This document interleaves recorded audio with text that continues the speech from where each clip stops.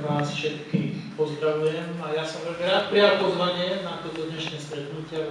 A ďakujem za to, že sa snažíte niečo zmeniť, že sa snažíte sa aktivizovať. Som veľmi rád, že aj Európska komisia mohla prispieť k tomuto zaujímavému projektu. Sme radi, že je táto príležitosť mať vás tu, možno sa trocha pochváliť, prezentovať. Drahý pán, drahé dámy, drahí naši priatelia, drahé energie, drahé potraviny, drahé nájomné, drahé cestovné. A musíme si to uznať, hospodárska, ekonomická a sociálna oblasť ešte aj v dnešných časoch predstavujú v Európe stále veľký problém. Otázkou zostáva, kto to môže napraviť. Nemyslíme si, že regulácia je potrebná, ako aby nejakým spôsobom politicky konštruovala ceny.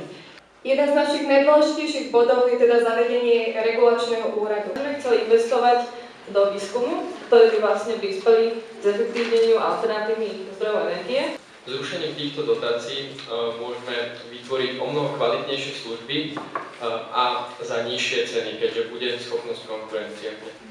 Ďalej by sme chceli zaviesť dotácie pre domácnosti a lokality.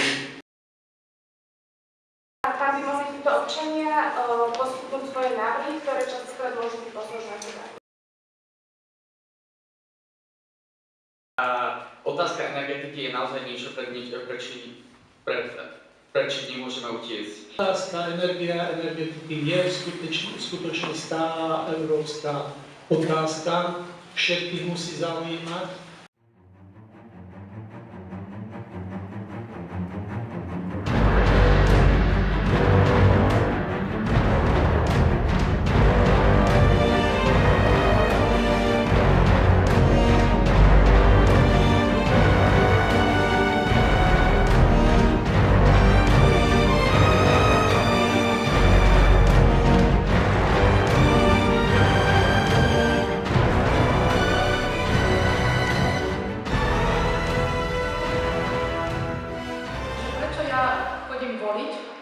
Chodím voliť preto, lebo je to moje právo. Voľby sú priamy nástroj demokracie, ako občania máme možnosť rozhodnúť o tom, ako to bude v našich štátoch, po prípade v Únii, alebo kde naďalej fungovať. Preto, lebo každý človek mal byť zodpovedný a ja si myslím, že to je taký prejav zodpovednosti človeka, že sa postaví k tej situácii, ktorá je k tým vlastne možnostiam, ktoré má, prejaviť svoj názor.